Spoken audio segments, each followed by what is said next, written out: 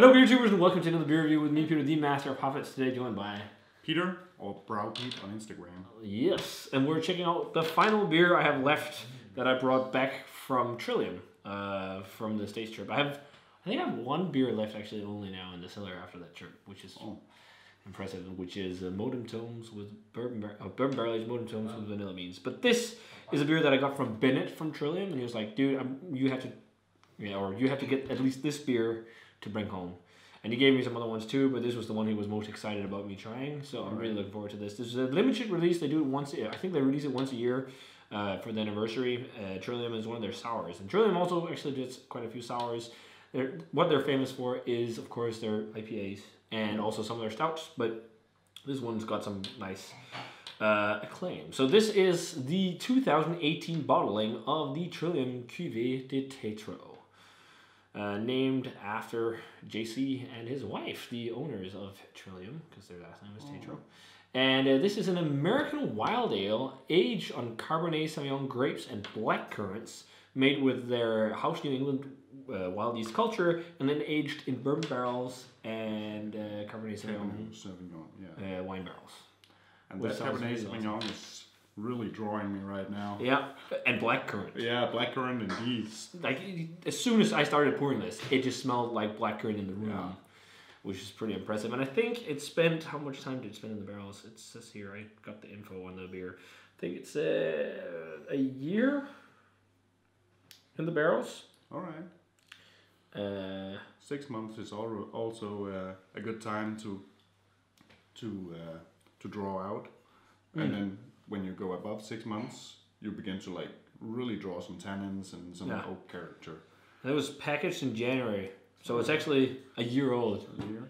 And they said, age it a year, drink it fresh. You're gonna get more tannins with the age, but this will be fun to try. So it pours a gorgeous, really, really deep red color. I mean, it looks like a glass of really dark red wine with carbonation. I mean, it looks great in the glass. It's almost black. Seriously. Yeah, it's black with a slight hint of red. Yeah, it's like the darkest shade of red, and the head on there is like, well, it's reddish. Yeah, but it's also got like this super dark tone to it. But if you make red wine foam, this is what it looks like. No, there you go. Yeah, but yeah, let's check out the aroma on Cuvee De Tetreault from 18, and thanks a ton to Bennett for writing this beer. Oh, that smells fucking awesome. That's amazing. That is so jammy blackcurrant like forward. It smells like Ribena, and then this huge deep Cabernet Sauvignon aroma from the grapes, like that super tanniny, hefty, like intense red wine or just like red grape quality, like condensed kind of like red grape aroma. I've been drinking a lot of French Cabernet in my time, and I'm getting way deeper notes of the wine notes than I get from wine in this beer, because it's carbonated. Oh yeah, and that makes it really exciting. And then it has a little bit of vanilla, and not a little bit, a good kick of vanilla, like some sweetness. I think that's the bourbon barrel. I think that you got the vanilla from the bourbon. Yeah, but also from the wine barrel. It draws out the vanillin. Yeah, which is also in the oak. Yeah. It's a great barrel character. Not really any funkiness, but the big fruitiness. It has maybe a little bit of a dusty type funk or something, but huge barrel characters, like charred oak with all those super jammy fruits, jammy dark fruits as well. Like it's just like forest berries, like Danish skovbær. Yeah. When you think skovbær as a flavor profile in Danish, this is just forest berries. Forest berries. It smells freaking fire. And 11%, by the way. 11% sour. I feel like I don't even have to drink this. I could just smell it all night. Yeah, it's one of those beers. Man, it smells good. Wow. Let's try it, dude. Yeah, cheers. Cheers. Thanks a ton, Bennett. Yeah, thank you.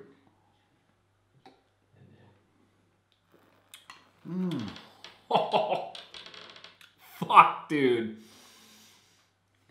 That is insane. That's like you crossbred a sour with a red wine. Yeah. Pretty much. Like a fruited blackcurrant sour with like a really deep flavors in red wine. Yeah, and such amazing tannins that just, it doesn't pinch you like your regular wines does, but it really has some characters what an amazing oak character. Like this, like super old woody flavor. Yeah. Like super old, oaky, like almost smells like when you're in like a barrel room. In a brewery or like something like a vineyard or whatever. Like that's like super intense oaky aroma with huge tannins as well. Like loads of tannins. How is this possible? And it's super drinkable as well. I think it's a perfect temperature too. Like just lightly chilled. How is this 11%? You don't feel that at all. But you do kind of sense it in the terms of a strong beer because the mouthfeel is quite thick actually for a sour. But otherwise, no booze. Wow.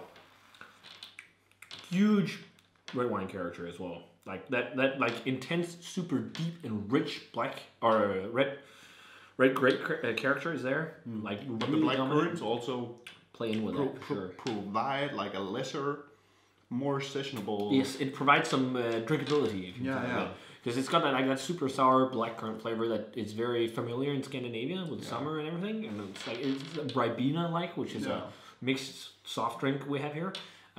It's got those kind of like jammy Ribena flavors. Also like that jammy forest fruit. I'm almost getting like leather and tobacco notes too as well. It's almost like got like flavor profiles you associate like with heavy dark beers. Exactly. I'm really into this. Like you also do in red wines. Yeah, like, exactly. That's why it's like this is one of the things that I've had that's closest to like really complex red wine in the beer world. Like give this to a wine drinker, I think they would really enjoy it. This gives me hope for American wine production in the future. I actually don't know if the Cabernet Sauvignon grapes are American. Probably is. They grow a lot of Cabernet. Okay. In the States. Almost like a smoky wine character to it. Almost like because sometimes you get that from Cabernets. You get that almost like smoky woody flavor. I'm getting that in here as well. Yeah, I'm getting a lot of the usual suspects in Cabernet. Leather, a little hint of tobacco, and all those little delicious what we call animal taste notes, which isn't the berries and stuff like that. Yeah, and it's just so fucking drinkable. It's crazy. Also like a big earthiness to it. It's super complex. Like big earthy, charry notes as well on the aftertaste. And I'm really picking up on that right now. And it hangs so well in the mouth. Yeah. Yeah, without being too full. It doesn't coat, but the taste stays there. The fruitiness of the black currants. I'd say like medium kind of chewy mouthfeel. Yeah. It's almost like slightly oily. A share? Well, I don't know. It's not. Yeah, it's because it's so heavy and strong. Of course, it's a beer you want to share, but it's actually quite drinkable. I could drink on my own. Yep, easily. I think so too. I would be drunk, but I could do it. I just heard something from the room next door, and I think I'm actually staying true to what was said. Someone whispered because he guessed my grade. I think this is the best American sour I've ever had. Yeah. I haven't had an American sour that's ever topped that. I don't think I've had a sour from. This is like on par with some of the best. Well, it's not funky as lambic, but I would drink this and trade for this the same as some people go nuts for lambic. This is a 100 sour for me. 100? Yeah. Yeah, I would say. There's nothing in this that I want to change. This is one of the most complex and flavorsome sours I've ever had. I was thinking 98. I was thinking 99 100s. Okay, I'm thinking 98. I don't have a lot of comparison, but I can't say what I'm lacking, but there's something to it that I feel that could be more straightforward in that type of way. I'm feeling 98. I'm feeling 100s. For me, there's nothing in this I'd change whatsoever. And I'm usually not this excited about sours. It happens once in a while with some lambic or something like this. This takes me back to drinking something like